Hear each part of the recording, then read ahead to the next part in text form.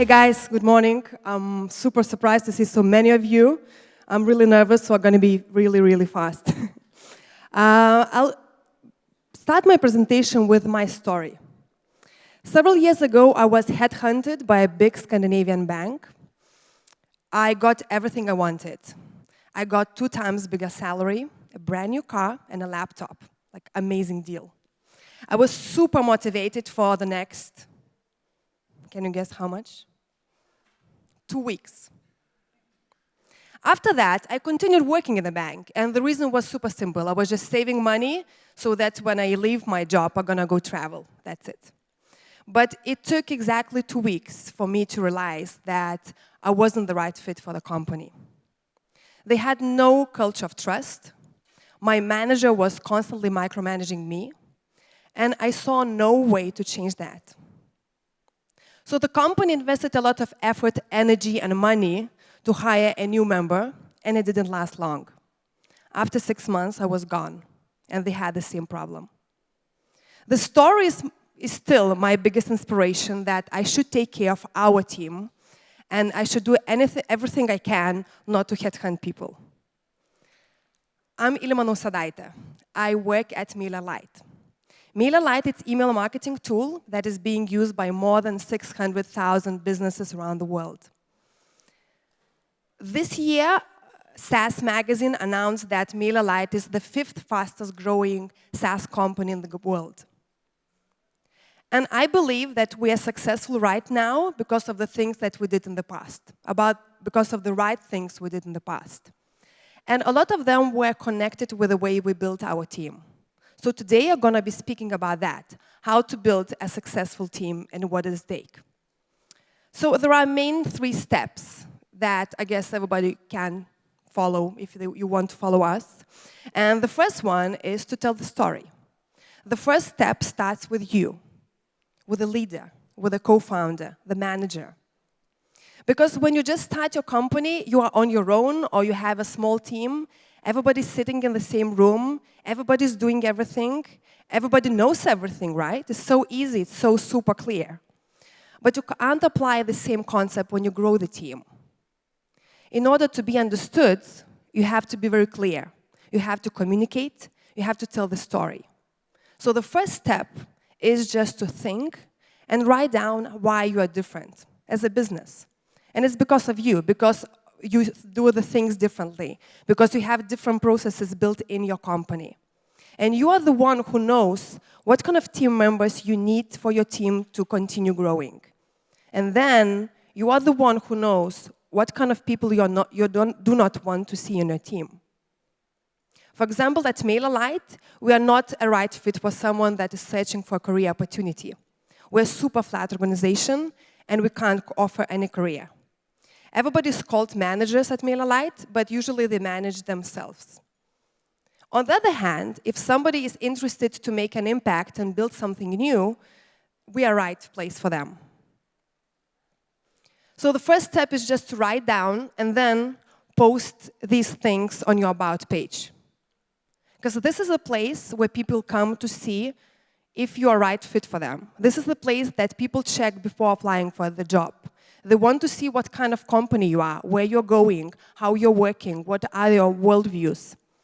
It actually took us some time to understand that the story and about page it's not just cheesy words. When we started our company, this was our story. It said nothing, it's super generic, and we're actually hiding some facts. We didn't want to say that we're a small company based in Lithuania, because we thought that there's no way to target the American market with that. We didn't have an office in London. We just thought it's cool to write. And because we're hiding so much, we couldn't say anything. We couldn't make a video because everybody would understand that our accent is not British.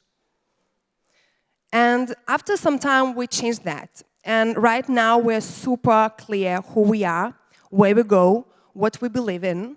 We write a lot of blog posts about our company culture. We talk about that with our customers, with our team members, for them to know the story and to retell to anyone else. And quite often we hear from our candidates that the reason why they applied because of our values, because they can relate with them, because they can see what we see and they understand how can they improve our product. Step number 2. If you want to build a successful global brand, your team should be global.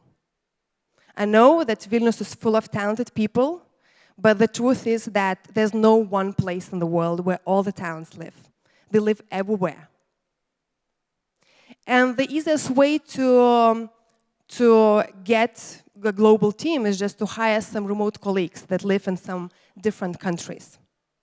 We hired our first remote colleague 5 years ago. Silvestras was in charge of our American customers. He was doing customer support for them. He was working night shift from Klaipėda. Right now, we are a team of 45 people, and we live in 19 different places. Every time we need a new member to join us, we just write a job ad, and we post it here. That's it. That's enough, nothing else.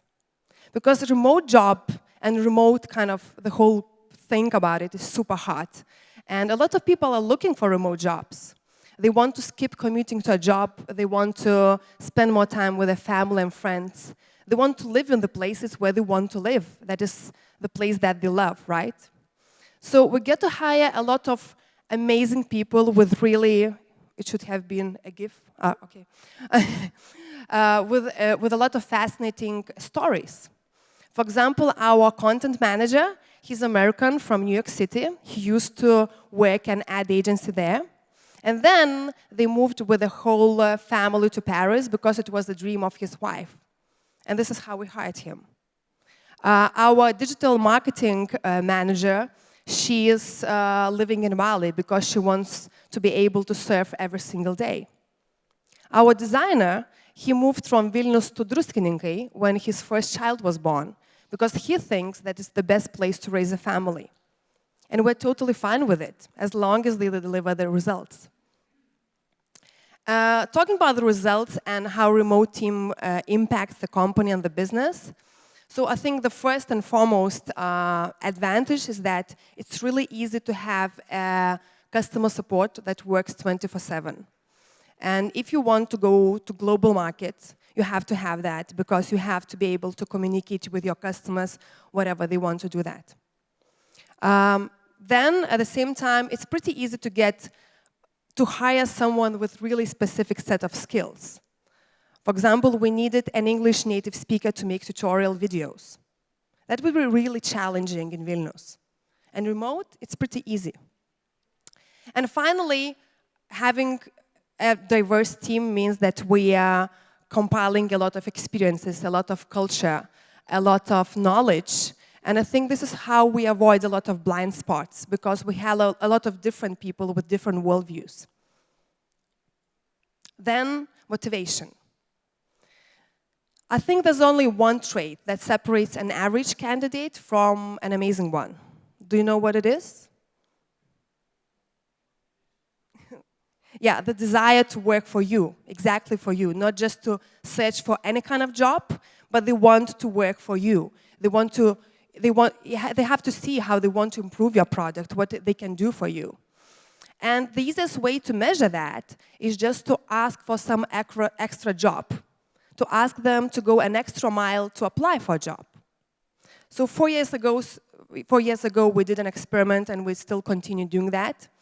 If you want to apply for a job at MailerLite, you have to create a newsletter using our platform.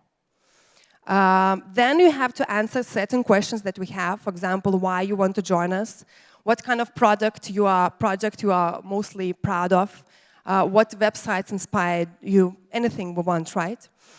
And this is how we have the boundaries to enter the competition. This way, they get to learn what our tool is about. So even though they might not be hired, they're going to have the knowledge how easy it was to do, and most probably they're going to recommend it to their friends, colleagues, and partners. On average, we are getting, can you guess how much newsletters we're getting for a position, on average? Sorry?